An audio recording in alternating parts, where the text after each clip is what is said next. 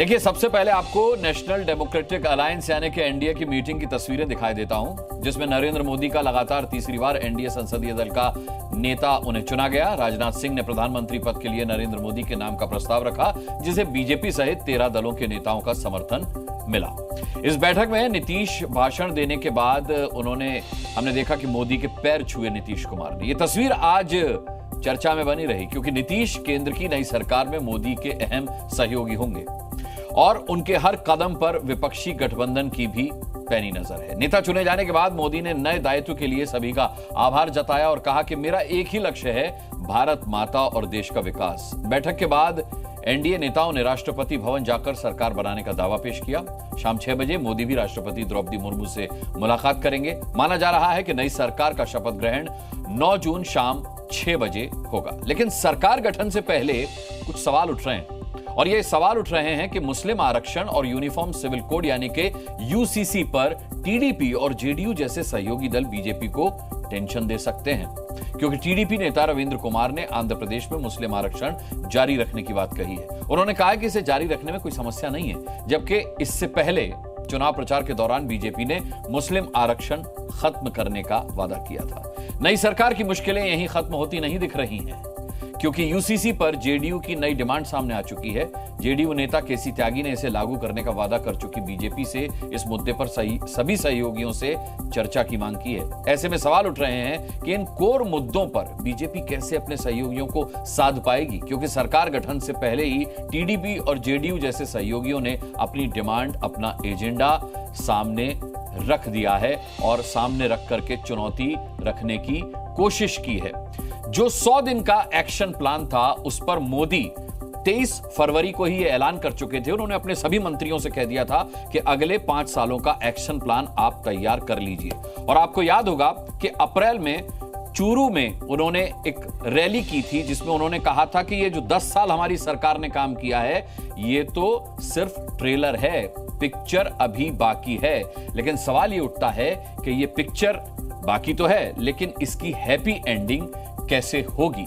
देखिए, आज हम जो बहस करेंगे उसमें जो सवाल हम उठाएंगे वो सवाल होंगे कि बीजेपी के कोर एजेंडे का क्या होगा। 100 दिन के जो एजेंडे थे, लगभग 18 से 19 एजेंडे या 19 से 20 एजेंडे थे जो 100 दिन का टारगेट रखा गया था, जिन पर एक्शन प्लान तैयार करने की मोदी जी ने बात की थी, उनका क्या होगा।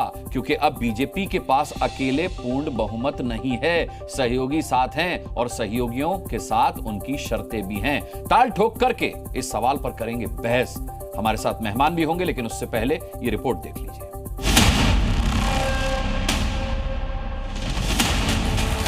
मिटने वाला मैं नाम नहीं, तुम मुझको कब तक रोकोगे। एनडीए कुछ दलों का जमावड़ा नहीं है, ये राष्ट्र प्रथम की मूल भावना से वैसा ये समूह है।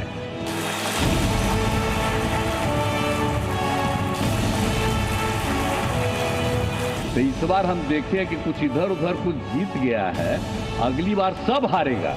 India is having right leader, right time, that is Narendra Modi ji. गठबंधन एक फेविकोल का जोड़ है, ये बिल्कुल टूटेगा नहीं।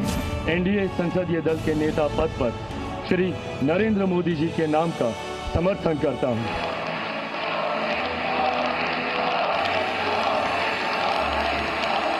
NDA, new India, develop India, aspirational India.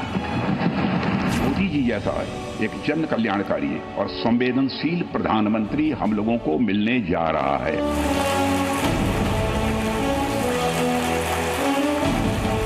10 साल बाद कांग्रेस 100 के आंकड़े को नहीं छू पाई।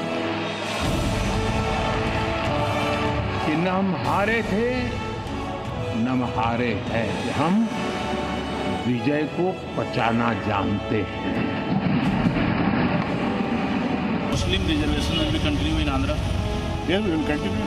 That there is no problem at all. जो अपने भाषणों में सबसे ज़्यादा इस बात को बोले हैं और उससे ठीक कॉन्ट्राडिक्टरी बात करने वाली पार्टियां उनके साथ है। सिर्फ टीडीपी की बात नहीं है, जेडीयू भी है। लेकिन जितने भी स्टेक होल्डर्स हैं, चाहे मुख्यमंत्री हो, चाहे डिफरेंट पॉलिटिकल पार्टीज हों, या डिफरेंट सेक्ट्स हों, उनसे बातचीत करके इसका हल निकाला जाना चाहिए।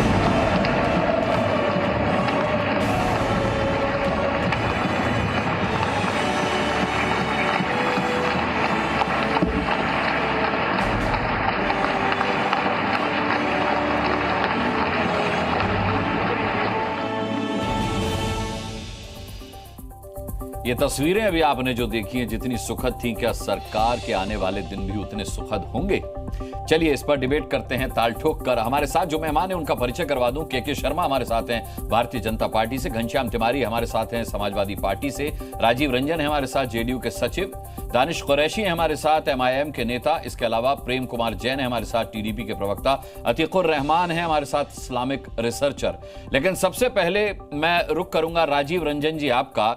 हमने बड़ी प्यारी तस्वीरें देखी जिसमें नीतीश कुमार जी ने भाषण देने के बाद झुककर प्रधानमंत्री नरेंद्र मोदी के पैर छुए, लेकिन भारतीय जनता पार्टी कह चुकी है कि वो गठबंधन धर्म का पालन करेगी, वो नहीं झुकेगी अनावश्यक मांगों के आगे। अब सवाल यह कि जो 100 दिन का मोदी सरकार का एक्शन प्लान है उसमें से कई ऐसे मुद्दे हैं जो आपकी पार्टी के साथ मेल नहीं खाते, उस पर वैचारिक मतभेद हो सकते हैं, तो फिर कैसे आप लोग मानेंगे या मान चुके हैं, सहमति बन चुकी है क्या?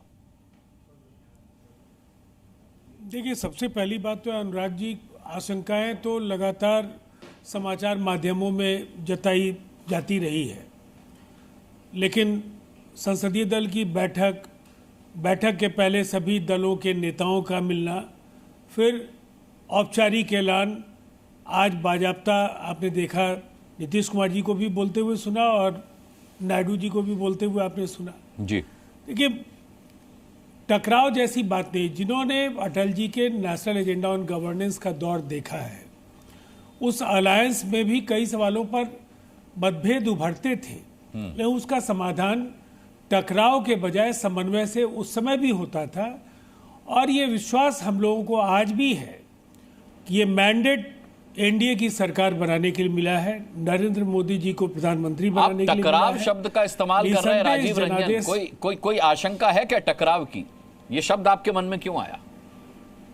आपने कैसे टकराव केवल सुन लिया, आपने समन्वय नहीं सुना? मैंने सुना समन्वय। आप कोई एक सिरा क्यों पकड़ते हैं? नहीं, समन्वय भी सुना, लेकिन समन्वय बातचीत से होगा। अब सरकार के कुछ मुद्दे ऐसे समन्वय सुनना चाहिए ना। नहीं, आप ही बोलिएगा। बाल का खाल निकालने के बजाय जी समन्वय कैसे होगा? बाल का खाल निकालने की बजाय नहीं। पहले तो आपने सुना केवल टकराव, तो मुझे कहना पड़ा, मैंने कहा टकराव नहीं, समन्वय से आगे का रास्ता निकलेगा।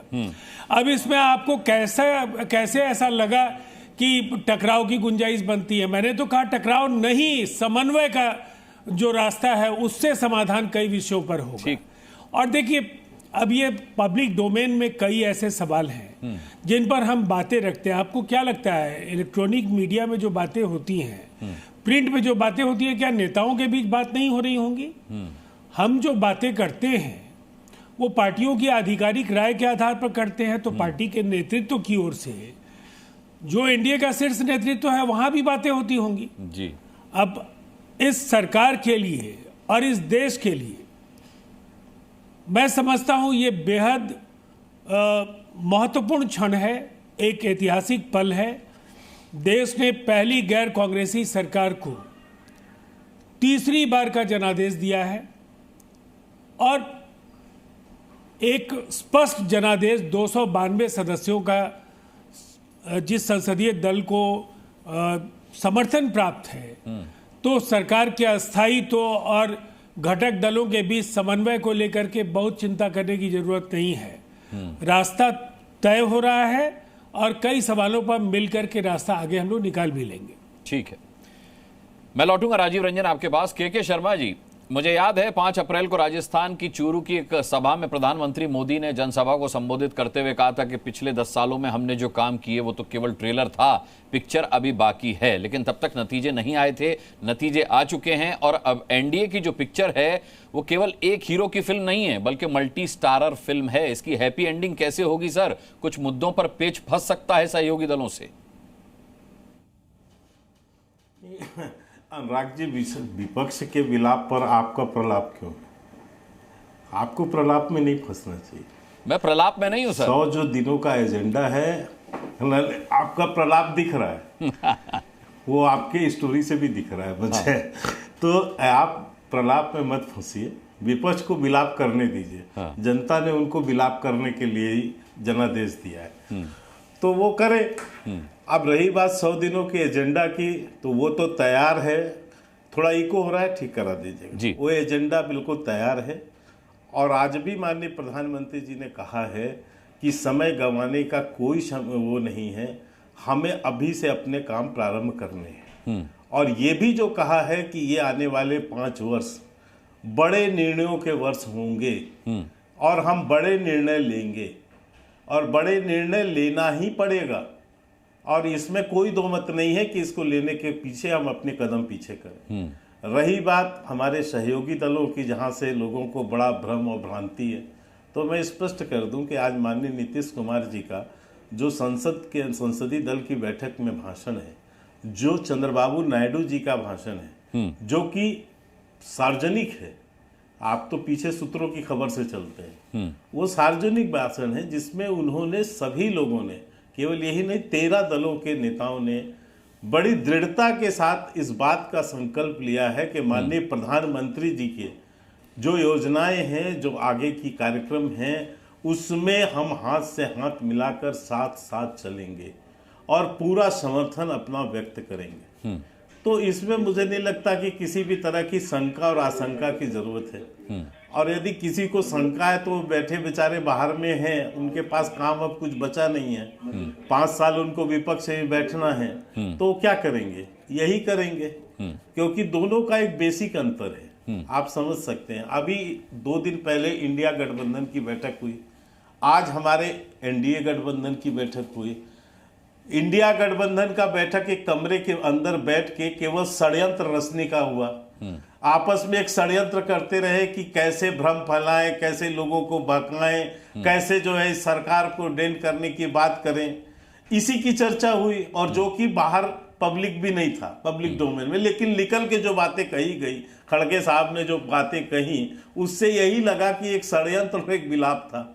आज जो संसदीय दल की बैठक आज आपने एनडीए की देखी, जो कि पूरे देश के सामने था, ओपन में था, उसमें 2047 के विकसित भारत का लक्ष्य, उसमें राष्ट्र हित के प्रश्न, उसमें राष्ट्र को विकास के विषय, ये सारे विषय स्वयं चंद्रबाबू नायडू जी ने 2047 के एजेंडे पर मुहर लगाई।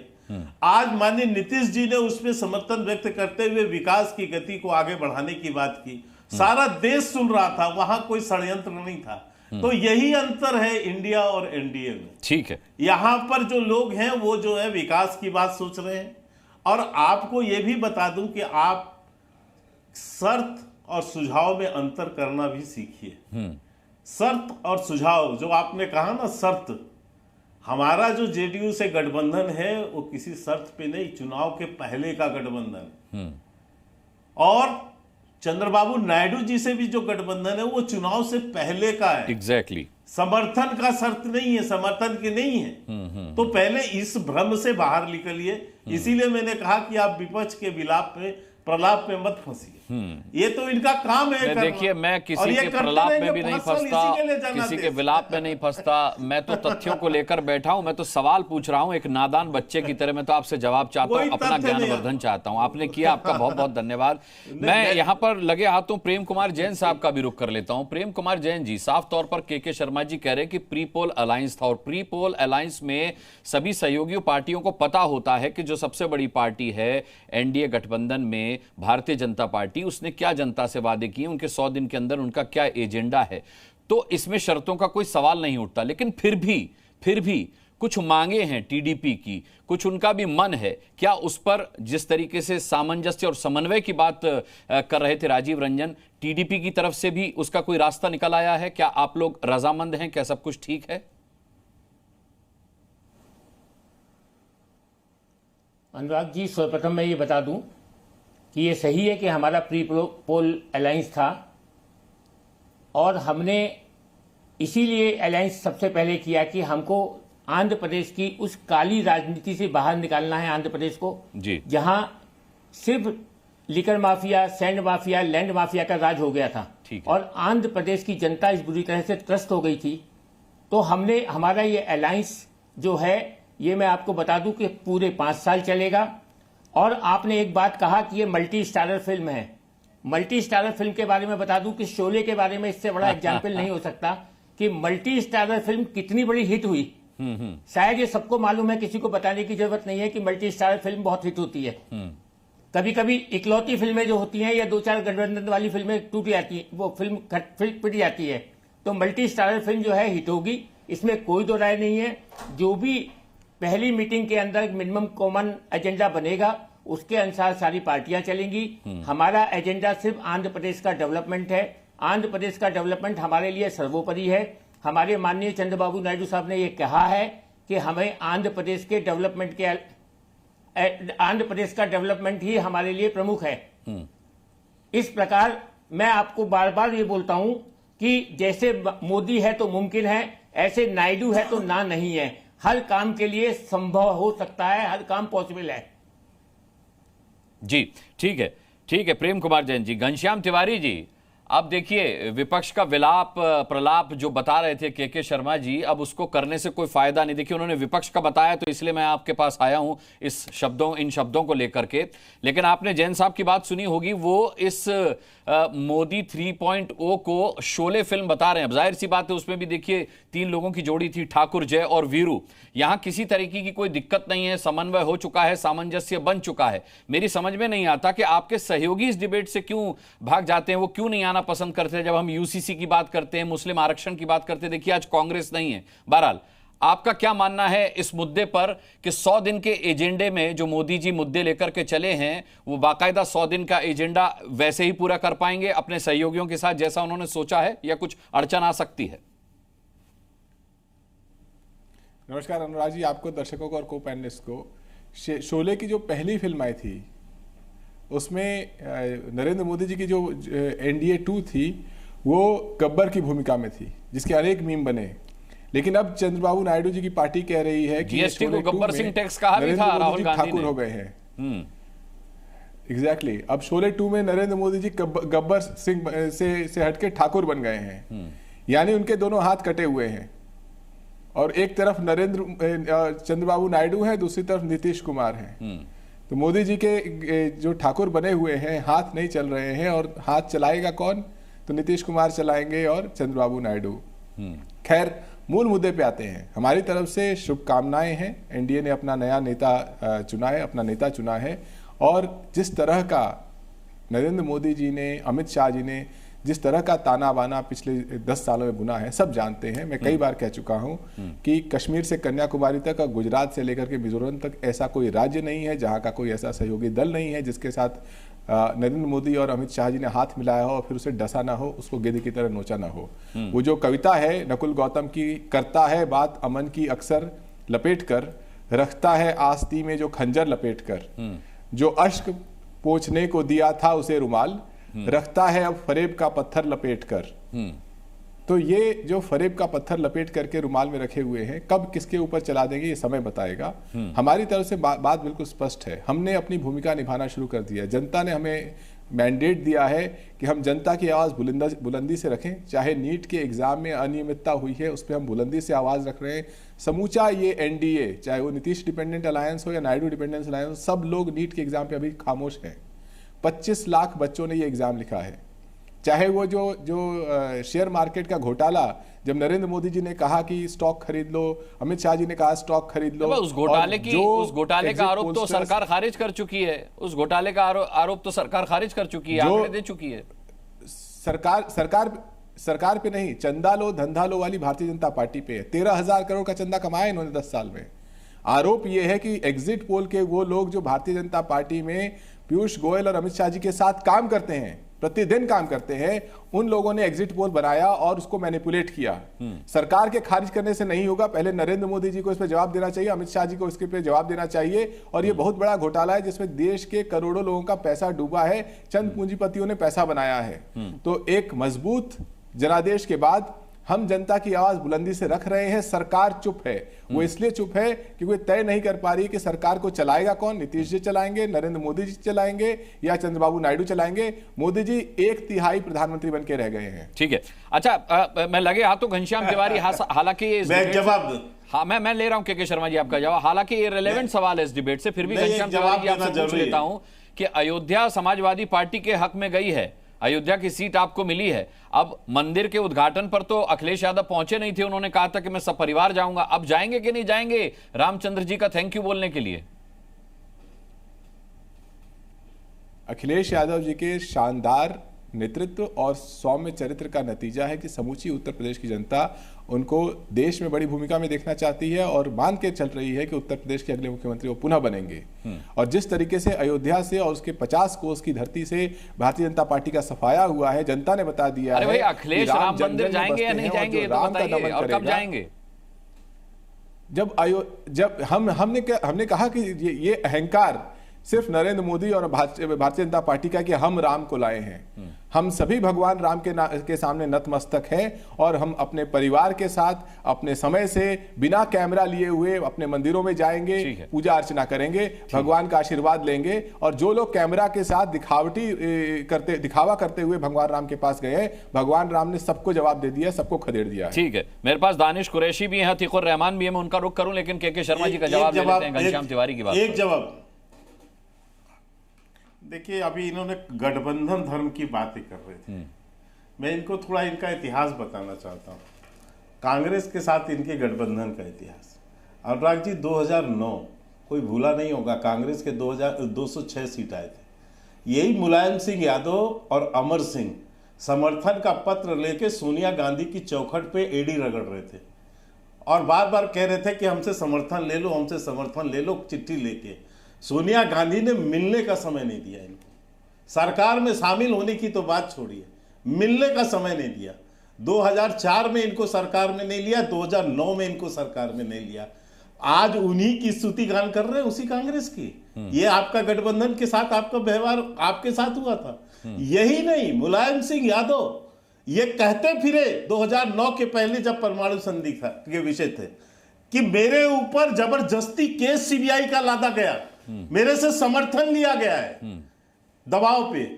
तो ऐसी ब्लैकमेलिंग आपकी इसलिए होती है क्योंकि कुकर्म आपके साथ है, इसीलिए आपकी सार्वजनिक बेइज्जती किया कांग्रेस पार्टी ने। आप हमें मत सिखाइए। 282 सीट होने के बावजूद हमने अपने गठबंधन सहयोगी को मंत्रिमंडल में स्थान दिया।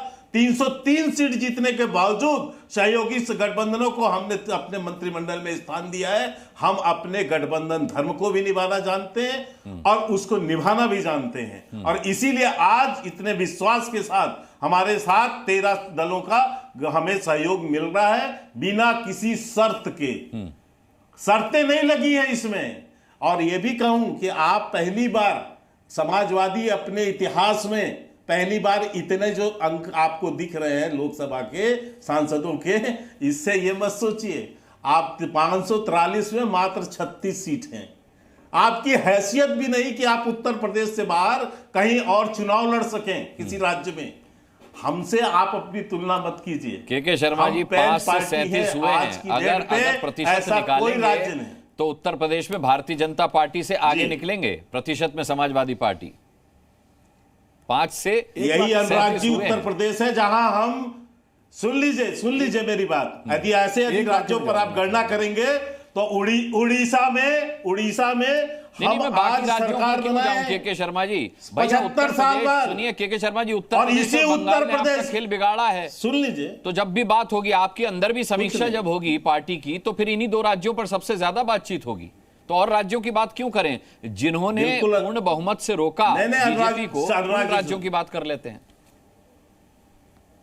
अनुराग जी सुन लीजिए, ये आम एक वाक्य में उत्तर प्रदेश का चुनाव नहीं है, ये देश भर का चुनाव है। देश भर के चुनाव में 2 राज्य के विषय नहीं, ठीक है वहां में सीट कम हुई है। ये वही राज्य है जहां हम 70 सीटें भी प्राप्त कर चुके। आज तक जो है समाजवादी पार्टी इतनी सीटें जो 36 लाई है, इतनी सीटें कभी इनके नसीब में नहीं है। इसीलिए मैंने कहा समाजवादियों के इतिहास में इनको ऐसा लगने लगा है इस सीटों से कि दोनों टांग ऊपर करके सोच रहे हैं आसमान हम ही ने टिका रखा है अपने ऊपर। ठीक है, मैं कह रहा हूँ कि ठीक है, अच्छी बात है आपको एक लाइन का जवाब, देखिए प्रेम कुमार जैन जी भी बोलना चाह रहे हैं, उनको भी मुझे मौका देना, और दो गेस्ट अभी बेचारे बोले भी नहीं है, उनके पास भी मुझे जाना है।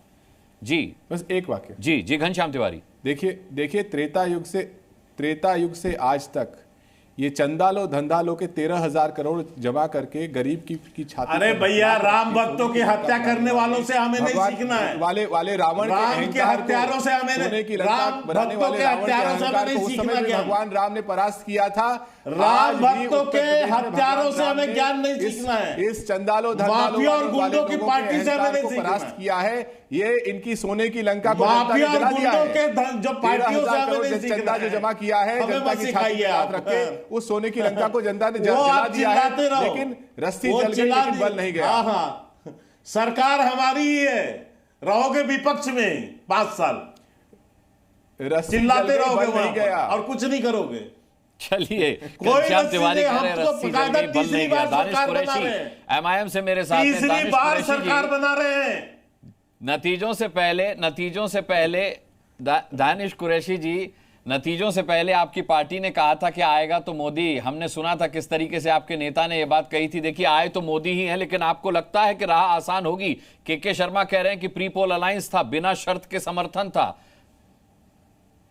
देखिए, के शर्मा जी जो कह रहे हैं कि बिना शर्त के समर्थन, तो मैं समझता हूं कि राजनीति में जो कोई छोटा सा बच्चा भी होगा स्टूडेंट का, उसको भी सारी बातें समझ में आती है। अनुराग जी, आप भी समझ रहे होंगे और तमाम पैनलिस्ट भी समझ रहे, इसमें तो कोई नई बात नहीं कर रहे हो। खैर, लेकिन बहरहाल मैं बात ये कहूंगा कि 2 परिस्थितियों का निर्माण होता है। एक कि अब नरेंद्र मोदी की जो राह है, वो राह में एक चंद्रा बाबू हैं और एक नीतीश बाबू हैं। ये 2 बाबू मिलकर उनको ये देखना है कि अब लोगों को किस तरह से, जो समन्वय की बात थी, कैसे बनाएंगे उसको। हाँ। ये देखना पड़ेगा। अगर जो नीतियां अब तक राजनीति में चुनाव से पहले जो भाषणबाजी या जो बात कह रहे थे मोदी जी, क्या वो तब्दीली में इस्तेमाल कर पाएंगे? तो मैं नहीं समझता कि कर पाएंगे। और अगर ऐसी कुछ भी परिस्थिति का निर्माण हुआ, अगर बात की जाती है अल्पसंख्यकों की, मुसलमानों की, ऐसी किसी भी परिस्थिति का निर्माण हुआ तो दोनों राज्यों में, चाहे बिहार हो चाहे चंद्रबाबू की सरकार हो, दोनों जगह पर जिस तरह से माइनॉरिटी का उनका एफिलिएशन है दोनों नेताओं का, कहीं ना कहीं ये उनके लिए राजनीतिक प्रॉब्लम क्रिएट करेगा। तो ये संघ कितने दिन में काशी पहुंचेगा, ये तो आने वाला वक्त ही बताएगा। लेकिन दोनों परिस्थितियां आपके सामने, दोनों परिस्थितियां सामने। अतीकुर रहमान साहब भी हमारे साथ हैं। अतीकुर रहमान साहब, आपको क्या लगता है कि मुस्लिम आरक्षण के मुद्दे पर, वक्फ बोर्ड को खत्म करने के मुद्दे पर, आप अगर देखें यूनिफॉर्म सिविल कोड के मुद्दे पर, या फिर वर्शिप एक्ट के मुद्दे पर, क्या बहुत ज्यादा समय तक आपको समन्वय की स्थिति दिखाई देती है? क्योंकि दोनों ही दल जो सहयोगी दल हैं, उनके विचार कुछ और हैं इन मुद्दों पर। जी अनुराग जी, सही कह रहे हैं आप। मुझे ऐसा लग रहा है कि ये आप कोल्ड स्टोरेज में चले जाएंगे मुद्दे। और जिस तरह से के शर्मा भी इस बात को एक्सेप्ट कर रहे हैं कि प्री पोल अलायंस के अंदर इनके पार्टनर्स खुद, मेरी दुविधा सिर्फ ये है, देखिए अनुराग जी, कि के शर्मा जी को एक और बात का क्लेरिफिकेशन दे देना चाहिए, क्योंकि आगे आने वाले महीनों के अंदर महाराष्ट्र में चुनाव आ रहे हैं। मुसलमानों का रुख आपने देख लिया है शर्मा जी। एक बात का क्लियरेंस आपसे चाहिए कि जो कांग्रेस पार्टी को और जिस मुस्लिम समुदाय को आप कहते थे कि ये अपीजमेंट पॉलिटिक्स से आई हुई है, वही आपके जो गठबंधन के आपके अलायंस पार्टनर्स हैं, वो मना कर दिए हैं आपको कि यूसीसी जैसी चीज बगैर कॉमन एक प्लेटफॉर्म तैयार किए पॉसिबल नहीं है। सीएए के ऊपर भी उनका रुख क्या है ये आप जानते हैं अच्छी तरह से। तो जो अपीजमेंट का चार्ज आपने लगाया हमारे ऊपर, उस अपीजमेंट के चार्ज को भी तो जरा वापस ले लीजिए ना। जो आपने हिंदुस्तान के तमाम हिंदू मुसलमानों के बीच में एक खाई पैदा करने की कोशिश की, बांटने की, पोलराइज करने की कोशिश की, उससे आप बच जाइए। आपने एहसास आपको हो जाना चाहिए कि आपने खुद अपने पैरों पर कुल्हाड़ी मारी है। अब महाराष्ट्र में अगर इससे आप बचना चाहते हैं तो कुछ सुधार कर लीजिए। कैमरा पे नहीं कर पाएंगे हम जानते हैं, अपने घर के आईने में कर लेना। के शर्मा जी, वे बताइए, ये सब सुनने को मिल रहा है जबकि मोदी जी दावा करते रहे हैं कि वो पहले प्रधानमंत्री हैं जिन्होंने आजाद भारत में, आजाद देश में पहली बार मुसलमानों के लिए इतने विकास के काम किए, तब भी आपको अतीकुर रहमान साहब ने इतनी बातें सुना दी, क्या जवाब देंगे? नहीं, अतीकुर रहमान तो सुनाएंगे, तो मोदी विरोधी व्यक्ति हैं, इनको कौन सा वो है, ये कौन सा उसमें आज इन्होंने स्वीकार भी लिया कि मुस्लिम तुष्टीकरण के लिए जाने जाते हैं। हाँ। ये तो ये अपनी जबान से कह रहे हैं कि हम तो तुष्टीकरण के कारण से हम तो कांग्रेस के साथ रहते हैं। तुष्टीकरण का आरोप तो आप पे भी लगता है ना, जब आप इनसे मुस्लिम आरक्षण खत्म करने की बात करते हैं, नहीं। जब आप वक्फ बोर्ड खत्म करने की बात करते हैं, जब आप वर्शिप एक्ट खत्म करने की बात करते हैं। ये तुष्टीकरण नहीं है अनुराग जी, ये संविधान का हिस्सा है। ये दोगलापन खत्म करिए ना शर्मा जी, अरे दोगलापन खत्म करिए ना। अरे आप जैसे दोगलों को दोगलापन से ही सिखाना पड़ता है। आप जैसे दोगलों को दोगलापन से ही सिखाना पड़ेगा। देश विरोधी तो है, बीच में मत बोलिए। अगर हम यूसीसी की बात करते हैं, अगर हम जी सुन लीजिए अतीकुर रहमान जी, सुन लीजिए। और के शर्मा जी, जब आप ये कहते हैं कि दोगलों को दोगलेपन से समझाना पड़ेगा, तो फिर आप अपनी सरकार पर सवाल भी उठाते हैं, तो थोड़ा सा सोच समझ कर बोलिए। नहीं, फिर ये मैसेज जा रहा है कि सरकार दोगलापन कर रही है। मैं गलत हूं ना जी? नहीं, ये दोगलापन इनको लगता है ना, जिस कारण से दोगलापन की बात बोले। हमने तो कभी नहीं कहा, हमने तो सबका साथ सबका विकास की बात की। लेकिन जो दोगले होंगे उनको दोगलापन ही दिखाई पड़ता है ना, और इन्होंने स्वीकारा इस बात को यहां पर पूरी तरह से कि हम तो तुष्टीकरण के उसमें हैं, और हम मुसलमान जो है कांग्रेस के तुष्टीकरण के अंतर्गत इस बार पूरा वोट दिया है, तो स्वीकार रहे हैं। इससे ज्यादा अच्छी स्वीकृति क्या और क्या हो सकती है। लेकिन मैं दूसरी बात कहता हूं, अनुराग जी एक लाइन का काउंटर है। यूसीसी और इस सारे विषयों की बात की, ठीक है, यूसीसी की बात है, बिल्कुल मैं कह रहा हूं कि उस संदर्भ में एक सुझाव है जो दिया है कि भाई सभी से मिलकर सभी स्टेक होल्डरों से बात करके आगे बढ़ना चाहिए। अच्छी बात है, सुझाव आना चाहिए। गठबंधन दल में सबकी अलग अलग विचारधाराएं हैं, गठबंधन दलों में सबकी अपनी अलग अलग विचारधारा होती है, और वो अपने हमको कहने की स्वतंत्रता भी होती है। कोई पहली बार थोड़ी ना है। हम जब अटल जी के सरकार के समय से, जब से 17 साल पुराना जेडीयू, नहीं ठीक है, इतिहास का आप हवाला दे रहे हैं के शर्मा जी, लेकिन वर्तमान की अगर बात करें तो केसी त्यागी कह चुके हैं कि अग्निवीर को लेकर के लोग नाराज हैं, तो अब इस मुद्दे पर सरकार का क्या स्टैंड होगा? बड़े फैसले कैसे लेगी सरकार? आप पूरे बयान को गंभीरता से सुनिए।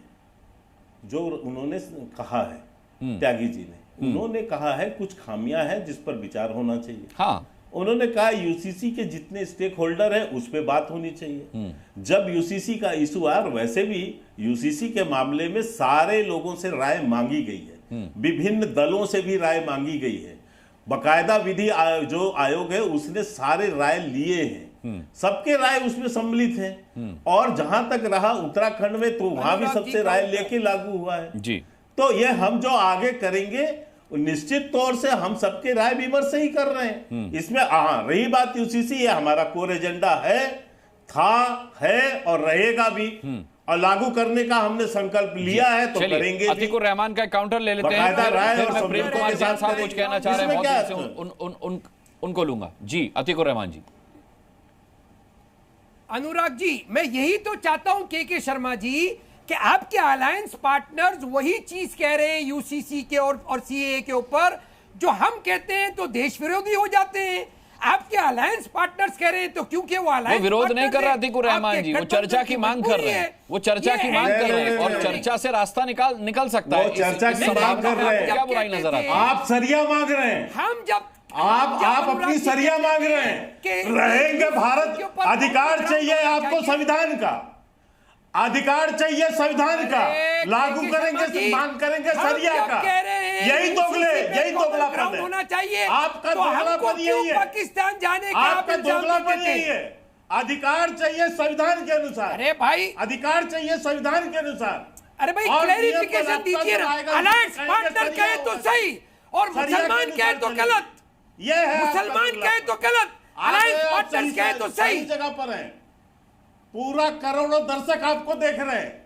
अधिकार आपका दोगलापन एक्सपोज हो रहा है ना, और जब आपका विषय आएगा आपका दोगलापन एक्सपोज हो रहा है ना, संविधान कि मुसलमानों ने मांग की कि यूसीसी पे कॉमन ग्राउंड हो, तो आप देश विरोधी कहलाए, अलायंस पार्टनर्स गए तो आप सरिया है या संविधान? जवाब दो। ठीक है, ठीक है, एक रिएक्शन प्रेम कुमार जैन के पास जाने से पहले दानिश कुरैशी साहब का। दानिश कुरैशी साहब, प्री पोल अलायंस है, बिना शर्त का अलायंस है। आप मेरा जवाब अभी नहीं लीजिएगा, मैं नहीं बैठूंगा। नहीं, बिल्कुल राजीव अनुराग जी, अगर आप मेरा जवाब नहीं लीजिएगा, अच्छा ठीक है, आप जवाब दीजिए। अतीकुर रहमान का कहना है कि मुसलमान कहें तो दोगले, अलायंस पार्टनर कहें तो कोई बात नहीं। नहीं, ये बात आपको समझ में नहीं आ रही है। मैं बार बार आपको बोल रहा हूं, अनुशासित होना गुनाह है क्या? मैंने कब कहा अनुशासित होना गुनाह है? नहीं, मुझे तो लगता है। मैं कभी स्टूडियो में बहस में बार बार नहीं बोलता हूं कि मुझे बोलने का अवसर दीजिए। आपको मैंने 3 बार कहा। अच्छा, मैं नहीं सुन पाया, माफी चाहता हूं उसके लिए। बोलिए। क्यों भ्रम की स्थिति क्यों बनाए रखना चाहते हैं? देखिए, ये देश के सामने एक बड़ा सवाल है। आज अगर यूसीसी की बात है, चाहे वो केसी त्यागी जी ने जो बातें कही हैं, के शर्मा जी ने भी आपको क्या कहा, आपका एजेंडा है, लेकिन अटल बिहारी वाजपेयी जी के समय भी धारा 370, उस समय भी यूनिफॉर्म सिविल कोड और राम मंदिर का निर्माण या तो न्यायपालिका के द्वारा हो या सभी पक्षों की सहमति से हो। जनता दल यूनाइटेड ने नेशनल एजेंडा ऑन गवर्नेंस में ये बातें रखी और उस समय की सरकार में व्यापक सहमति के आधार पर कुछ मुद्दों पर कोई बड़ा फैसला वो उस समय नहीं हुआ। हमारा ये कहना है कि हम यूसीसी के खिलाफ नहीं है। यूसीसी को रिव्यू किए जाने के संबंध में पार्टी ने कहा है, इसीलिए कोर एजेंडा किसी का हो सकता है, हमारी भी प्रतिबद्धता हो सकती है। जहां तक सभी पक्षों से बात करने की बात है, निसंदेह मुख्यमंत्री नीतीश कुमार ने उस समय भी लॉ कमीशन ऑफ इंडिया के चेयरमैन को अपनी राय से अवगत करा दिया था। अब जहां तक जो दूसरे मसले हैं, आप कल कहेंगे हम अगर बिहार की जनता से वादा करके आए हैं, स्पेशल कैटेगरी स्टेटस पर हम लगातार काम करते हैं, तो ये जो अलायंस की सरकार है, हम बिहार की अस्मिता, बिहार के स्वाभिमान, बिहार के विकास की गारंटी अगर मानते हैं स्पेशल कैटेगरी स्टेटस को लेकर, तो उस पर हम अपना पक्ष तो रखेंगे। बिल्कुल। मैंने क्या कहा कि चाहे वो अग्निवीर योजना का सवाल हो, अगर खामियां हैं और हम ये मानते हैं कि हम एनडीए के पार्ट हैं, तो एनडीए की बेहतरी हमारा भी उतना ही बड़ा कर्तव्य। राजीव रंजन, ये भी बता दीजिए स्पेशल स्टेटस के लिए कब तक इंतजार करेंगे और अगर बात बिगड़ी तो क्या होगा? मैं कंक्लूड कर रहा हूं। सुनिए ना, मैं पहले कर लेता हूं सप्लीमेंट्री। देखिए, कोई ब्रेकिंग हमसे नहीं मिलेगा आपको। कोई ब्रेकिंग नहीं मिलने जा रहा है, ना कोई टकराव होने जा रहा है। मैं जो कहना चाहता हूं वो समझ लीजिए। देखिए, ये बेहद संवेदनशील मसले हैं। पार्टी ने बहुत ही स्पष्ट शब्दों में ये बातें कह दी है। हर पार्टी का अपना कहने का तरीका होता है। उसकी समीक्षा की बात, हम लोगों ने अग्निवीर योजना की समीक्षा की भी बात की है। खिलाफत और समीक्षा दोनों अलग अलग उसके मायने हैं। जिस समय हम ये समझ जाएंगे तो फिर इतना ज्यादा इसमें कोई कंफ्यूजन नहीं रह जाएगा। इसलिए ज्यादातर मसलों पर एक रोड मैप है हमारे सामने, जो हमने जनता से वायदे किए। भारतीय जनता पार्टी ने, जेडीयू ने, टीडीपी ने, तमाम पॉलिटिकल पार्टीज ने, उसके साथ कुछ ऐसे सवाल हैं जिस पर समय की कमी है। आपका मैसेज क्लियर हो गया है। मैं घनश्याम तिवारी जी का रुख करूं उससे पहले यही सवाल घनश्याम तिवारी जी बनता है पूछना प्रेम कुमार जैन जी से, क्योंकि हम जानते हैं कि संबंध इससे पहले बहुत ज्यादा अच्छे रहे नहीं है नायडू साहब और मोदी साहब के। स्पेशल स्टेटस की मांग तो आंध्र प्रदेश को लेकर चंद्रबाबू नायडू जी की भी है। आपका इस मामले में क्या कहना है जैन साहब? अनुराग जी, बहुत समय के बाद मुझे समय दिया गया। पहले मैं घनश्याम जी की एक बात का जवाब दे दूं कि इन्होंने शोले के ठाकुर से तुलना कर दी जिसके दोनों हाथ कटे हुए थे। लेकिन अलायंस में जाके इनका हाल तो एके हंगल जैसा है, जो ये पूछते हैं कि इतना सन्नाटा क्यों है भाई। और इनके लिए मैं एक ही बात कह सकता हूं कि जहां तो तय था चिराग हर घर के लिए, कहां तो तय था चिराग हर घर के लिए, कहां चिराग मैसर नहीं है शहर के लिए, तो आज इनकी हालत ये हो गई। अब रही स्पेशल स्टेटस की बात, डेफिनेटली इसका विचार विमर्श होगा। एक बार पहले ओथ सेरेमनी पूरी होने दीजिए, गठन होने दीजिए, उसके बाद डेफिनेटली हमारे जब नेता बैठेंगे तो उस पर भी आएंगे और उसका भी निर्णय जल्द से जल्द लिया जाएगा। जो भी निर्णय लिया जाएगा वो आंध्र प्रदेश के हित के लिए लिया जाएगा, आंध्र प्रदेश की जनता के भले के लिए जाएगा, और संभवतः हम शायद प्रधानमंत्री को राजी कर लें कि वो स्पेशल स्टेटस हमको दें। उम्मीद से हैं प्रेम कुमार जैन साहब। घनश्याम तिवारी जी, आपकी भूमिका एक हंगल वाली भूमिका बता रहे हैं, कह रहे हैं कि आप तो बस इसी भूमिका में हैं कि इतना सन्नाटा क्यों है भाई? एक सेकंड मुस्कान, अच्छा अनुराग जी एक सेकंड और बोलना चाहता हूं जी। जैसे इस प्रोग्राम में आप मुस्कान बनाए रखते हैं, ऐसे ही हम गठबंधन के साथ मुस्कान बना के रखेंगे। ठीक है सर जी।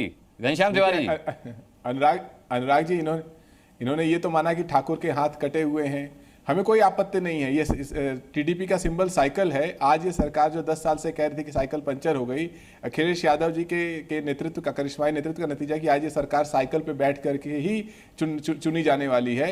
एक अंतिम बात करूंगा, आज प्रधानमंत्री जी की तस्वीर आई संविधान पर सर पटकते हुए, तो उस पर दुष्यंत कुमार की ये कविता है, वो आदमी नहीं है मुकम्मल बयान है, माथे पे उसके चोट का गहरा निशान है, उस सिर फिरे को यूं ही नहीं बहला सकेंगे आप, वो आदमी नया है, आज उसके साथ संविधान है। पहली बार प्रधानमंत्री जी ने शायद संविधान पर इस तरीके से सर पटका है, थोड़ी चोट लगी होगी, साथ में नीतीश कुमार भी हैं, नायडू जी भी हैं। देखिए कब तक ये अलायंस इस तरीके से एक दूसरे के ऊपर खंजर लिए हुए चल पाता है। के शर्मा जी, आप जवाब दे दीजिए, फिर लास्ट कमेंट में दानिश कुरैशी साहब से लूंगा। देखिए, जिसके जैसे संस्कार होते हैं वैसे उसकी सोच होती है। प्रधानमंत्री जी ने संविधान को माथे से लगाया, इनको समझ आया कि उन्होंने माथा उसमें पटका, क्योंकि अपने जो है आज जो नेता अपने बाप को घसीटा हो मंच से नीचे और घसीट के लाया हो, उसकी माइक छीन लिया हो, जिसके संस्कार ये रहे दुनिया में नहीं है, उनके बारे में ऐसी बात करना ठीक नहीं है। की सोच हुए के शर्मा जी, नहीं, अखिलेश यादव तो है, अखिलेश यादव कभी कभी इस तरह की बात, अखिलेश यादव तो है जी की बात कर, ये अखिलेश यादव तो है, कभी कभी इस तरह की बकवास करते हैं। अखिलेश यादव तो है जिन्होंने कुकर्म किया था, ये कुकर्म किया था। अरे शर्म आनी चाहिए, संविधान माथे में लगाने की चीज होती है, लेकिन आपकी मानसिकता, आपकी सोच यही है, क्योंकि आप हमेशा से इसी तरह के कुकर्म करते रहे, तो संस्कार कहां जाएंगे घनश्याम जी? वो तो तस्वीरें चल रही हैं घनश्याम तिवारी जी, सर पटका नहीं है, संविधान को उठा करके सिर से लगाया है। नहीं तो ये इनका बता दिया ना, इनका संस्कार यही, इनको समझ यही पूरे चुनाव में भारतीय जनता पार्टी को देश के संविधान में उखाड़ फेंका। ये कह रहे थे, इनको सम्मान समझ में नहीं आता है, दे रहे थे कि 400 पार करेंगे और संविधान बदल देंगे। जनता ने बोला कि हम आपको बदल देंगे। आज मोदी जी जो मोदी की गारंटी घूम रहे थे संविधान बदलने की, आज वो संविधान संस्कार के लोग नजर आ रहे हैं। क्यों बोलती बंद हो गई है? कुछ बदले नहीं, आपके संस्कार आपको बुलवा रहे हैं। बदतमीजी में बोलती बंद नहीं होनी चाहिए, बदतमीजी का जवाब ठीक से देना चाहिए। नहीं, गुंडों और माफियाओं की जो पार्टी होती है ना, उसकी सोच ऐसा ही होती है भाई। ब्रजभूषण शरण सिंह की पार्टी, प्रज्वल रेवन्ना की पार्टी जो है, मुख्तार अंसारी के आप लोगों ने जाके फूल चढ़ाने की परिभाषा दी है, और मुख्तार अंसारी के कब्र में फूल चढ़ाने वाले, उसे प्रतिष्ठित परिवार का बताने वाले, ये जो है समाजवादी पार्टी महिलाओं के साथ बदतमीजी करने वाले आपकी सोच है, नेता बनते हैं, आपकी मानसिकता है। और गायत्री प्रजापति आपको ध्यान नहीं है, जिसको छुपा के अपने घर में अखिलेश, वो तो आपकी पार्टी में है, वो तो आपकी पार्टी में है। देखिए बेशर्म की हद ऐसी है। आपका नाम के शर्मा है या बेशर्म शर्मा है? गायत्री प्रजापति हमारी पार्टी में। आपका नाम के शर्मा है या बेशर्म शर्मा है? नहीं, इस तरह की टिप्पणी घनश्याम जी मत कीजिए। इस तरह की टिप्पणी मेरे शो में मत कीजिए, कहीं और किसी और चैनल पर जाके आप कर लेते होंगे, मेरे शो में मत कीजिए। अरे बदतमीजी, तेरे माँ बाप ने तेरे को बदतमीजी सिखाई है। ना, इस तरह नहीं। के शर्मा जी, आप भी अगर ऐसे करेंगे, आप तो संस्कारी पार्टी से आते हैं, आप तो कथित रूप से संस्कारी पार्टी से आते हैं। तो दानिश कुरैशी साहब, इस डिबेट को देखने के बाद आपको क्या लगता है? शोले फिल्म से तुलना की गई, कहा गया कि ठाकुर, कहा गया जय वीरू, कहा गया एके हंगल, आपको क्या लगता है ऑन अ सीरियस नोट, सरकार अपने 100 दिन का एजेंडा अगर पूरा करने में कामयाब रहती है, क्योंकि प्री पोल अलायंस है और इसमें बिना शर्त समर्थन है, तो आपको लगता है इसमें कोई प्रॉब्लम है अगर सामंजस्य और समन्वय बना रहे और सरकार चलती रहे? देखिए, ये बात आप फिर जो कह रहे हैं, लेकिन मैं आपको फिर बता दूं कि अगर बिना शर्त समर्थन है तो इतना वक्त और इतना असमंजस में क्यों पूरे मामले रहे, ये तो आपके सामने है। कहां वक्त, कैसा किस वक्त की बात कर रहे हैं आप? वक्त किसको लगा? सुनिए मैं बताऊं आपको। राजीव रंजन जी जो कह रहे हैं वो, और चंद्रबाबू नायडू पार्टी के जो प्रवक्ता है वो जो ये कह रहे हैं कि जो परिस्थितियां हैं उनका हम आंकलन करेंगे और उसके बाद बात करेंगे। तो मैं ये कह रहा हूं कि अगर एनडीए अरे उन्होंने अपना नेता चुन लिया है भाई, आज नेता चुन लिया है प्रधानमंत्री के तौर पर नरेंद्र मोदी को। रंजीत आगे तो सुनिए, मैं ये कह रहा हूं कि पहले भी वो समीक्षा के काबिल तो थे ही, तो फिर ये परिस्थितियों के चलते अगर बात करनी पड़ती है, ये अपने आप में सवाल पैदा करती है कि चीजें समन्वय चल रही हैं लेकिन समन्वय नहीं चल रही हैं। ये आने वाली परिस्थिति बताएगी। और मैं फिर एक बार आपको दोहरा दूं कि सवाल ये है कि अभी तो शोले की बात हो रही है, तो मुझे ऐसा लगता है कि विपक्ष ये नियत के साथ बैठा है कि तुम एक मारोगे तो हम 4 मारेंगे। हाल ये है अभी देश की राजनीति का। मतलब गब्बर की भूमिका में विपक्ष, आपके कहने का मतलब ये है?